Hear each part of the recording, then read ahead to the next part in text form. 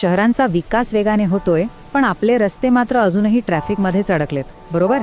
वाढत्या नागरीकरणासोबतच पायाभूत सुविधा अपुऱ्या पडणे ही आज आपली सगळ्यात मोठी कसोटी बनली आहे. विशेषतः नवी मुंबईसारख्या झपाट्याने विस्तारणाऱ्या शहरात, जिथे नुसते रस्ते रुंद करून आता भागणार नाहीये, इथे गरज आहे एका धाडसी उपायाची. आणि म्हणूनच आजच्या या विशेष विश्लेषणात आपण एका अत्यंत महत्त्वाकांक्षी आणि इंजिनिअरिंगच्या दृष्टीनं गुंतागुंतीच्या मेगा प्रोजेक्टची सविस्तर माहिती घेणार आहोत. तो म्हणजे खारघर तुर्भे लिंक रोड. हा केवळ 2 ठिकाणांना जोडणारा रस्ता नाहीये, तर हा संपूर्ण प्रादेशिक अर्थव्यवस्थेला लागलेला ट्रॅफिकचा ब्रेक काढून टाकणारा एक मास्टर स्ट्रोक आहे. आता साहजिकच एक प्रश्न पडतो की एखादं मोठं शहर ट्रॅफिकच्या या जीवघेण्या चक्रव्यूहातून स्वतःची सुटका कशी करून घेतं?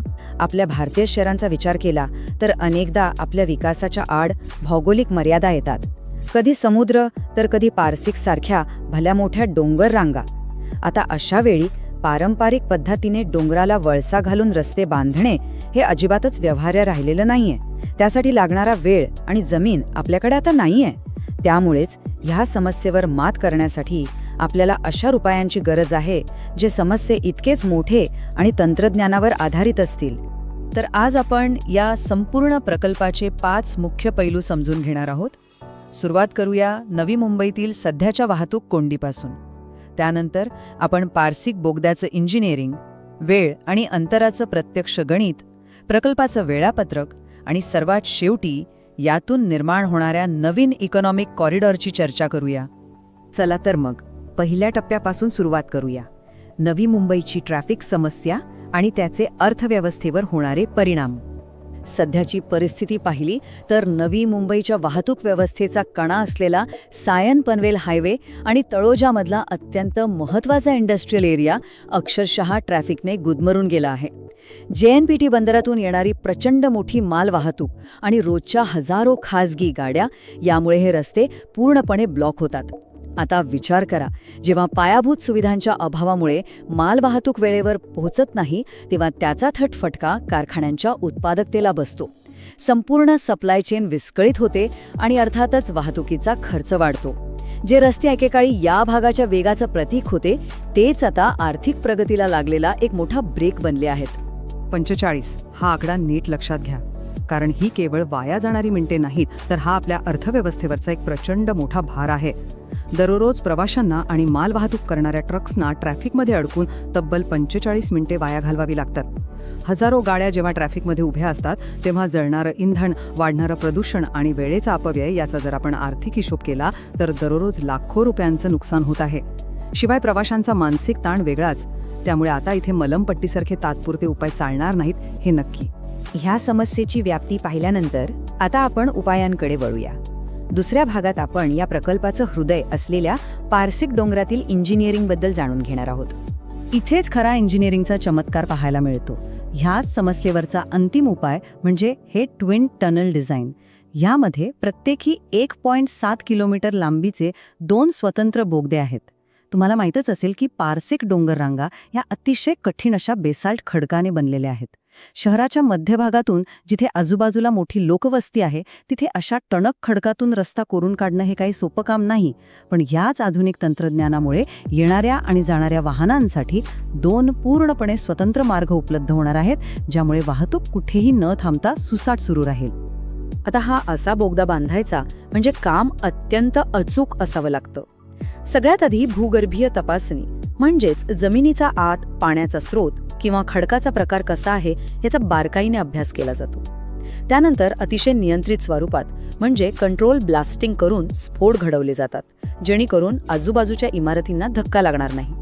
मग टनल बोरिंग मशीनचा वापर करून बोगदा सलग कोरण्याचं काम होतं.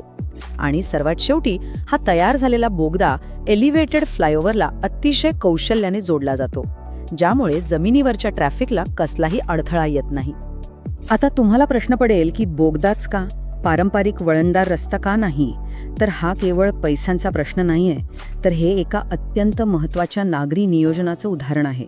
भारतात कुठलाही नवीन रस्ता बांधताना सर्वात मोठी अडचण येते ती भूसंपादनाची. डोंगराला वळसा घालून रस्ता बनवायचा तर प्रचंड जमीन अधिग्रहित करावी लागते, लोकांचं विस्थापन होतं आणि प्रकल्पाला वर्षानुवर्षे विलंब होतो. या उलट बोगदा तयार करणं हे तांत्रिकदृष्ट्या अधिक कठीण आणि खर्चिक असलं तरी त्यामुळे भूसंपादनाची सगळ्यात मोठी डोकेदुखी वाचते. लोकांच्या जीवनात व्यत्यय न आणता हा थेट आणि अत्यंत प्रभावी मार्ग निर्माण करता येतो. चला तर मग तिसऱ्या टप्प्याकडे वळूया आणि या अद्ययावत इंजिनिअरिंगचा थेट फायदा सामान्य प्रवाशांना कसा होणार आहे ते आकडेवारीतून समजून घेऊया. हा डेटा बघा. इथे तुम्हाला फरक स्पष्ट दिसेल. सध्या डोंगराला वळसा घालून जाण्यासाठी जो 15 किलोमीटरचा पल्ला गाठावा लागतो तो डोंगराच्या मधून थेट रस्ता काढल्यामुळे एकदम 5.5 किलोमीटरवर येणार आहे. म्हणजे अंतर जवळपास 2/3 कमी होणार आहे.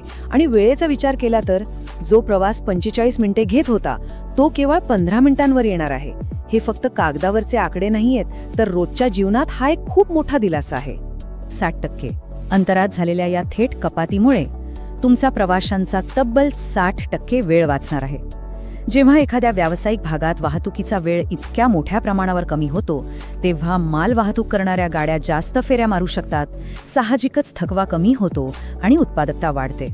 एका मोठ्या अर्थव्यवस्थेच्या दृष्टीने विचार केला तर ह्या 60% वेळेच्या बचतीचं रूपांतर थेट स्थानिक GDP वाढीमध्ये होणार आहे. वेळेच्या या बचतीमुळे फायद्यांची एक मोठी साखळीच तयार होते. वेळ वाचल्याने इंधनात मोठी बचत होणार आहे. गाड्या ट्रॅफिकमध्ये कमी वेळ राहिल्यामुळे वाहनातून होणारे कार्बन उत्सर्जन लक्षणीयरित्या कमी होईल. पर्यावरणासाठी ही खूप मोठी गोष्ट आहे. याशिवाय ट्रान्सपोर्ट आणि लॉजिस्टिक्स क्षेत्रासाठी हा प्रकल्प एका संजीवनीसारखा आहे. वाहतुकीचा खर्च कमी झाल्यामुळे उत्पादनांचा खर्चही नियंत्रणात राहील, ज्याचा थेट फायदा संपूर्ण बाजारपेठेला आणि पर्यायाने आपल्यालाच होईल. इतके सगळे फायदे असलेला हा प्रकल्प नेमका कधी पूर्ण होणार याचीच माहिती आपण आपल्या चौथ्या टप्प्यात घेणार आहोत. सध्या हा प्रकल्प अत्यंत वेगाने आणि नियोजित टप्प्यानुसार पुढे सरकत आहे.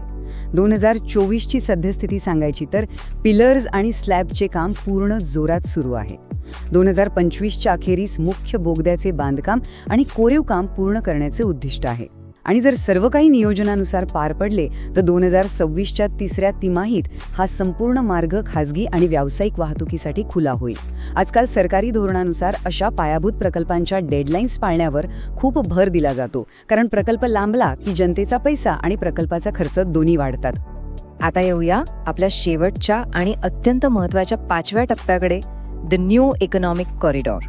हा प्रकल्प म्हणजे केवळ गाड्या पळवण्यासाठी बनवलेला रस्ता नाहीये. पायाभूत सुविधा आणि अर्थव्यवस्था यांचा संबंध अतिशय खोल असतो. जेव्हा खारघर किंवा जुईनगर सारख्या ठिकाणी असा हायस्पीड मार्ग येतो तेव्हा तो त्या संपूर्ण परिसराचा चेहरामोहरा बदलून टाकतो. या वेगवान कनेक्टिव्हिटीमुळे तिथे रिअल एस्टेटमध्ये मोठी गुंतवणूक येईल. उत्तम दळणवळणामुळे कॉर्पोरेट कंपन्या तिथे आपली कार्यालय थाटतील, नवीन स्थानिक व्यवसाय सुरू होतील आणि मोठ्या प्रमाणावर रोजगार निर्माण होतील.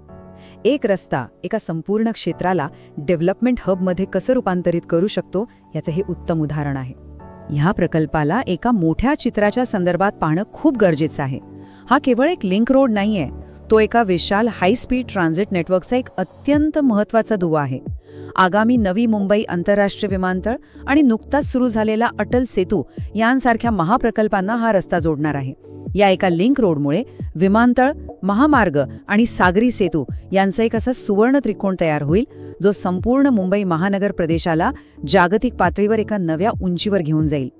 थोडक्यात सांगायचं तर हा फक्त एक महामार्ग नाहीये, हा नवी मुंबईच्या भविष्याचा नवा कणा आहे.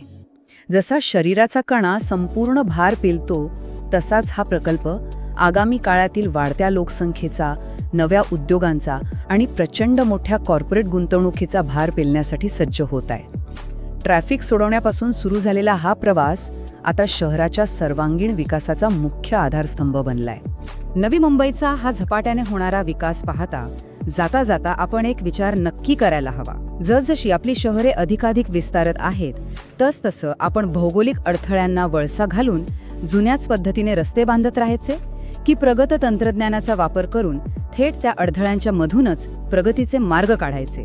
खारघर तुर्भे लिंक रोडने याचं उत्तर स्पष्ट दिलं आहे. भविष्यातील शहरी पायाभूत सुविधांची ही एक अचूक आणि धाडसी दिशा आहे. ह्याच विचार करायला लावणाऱ्या प्रश्नासोबत आजचं हे विश्लेषण आपण इथेच थांबूया.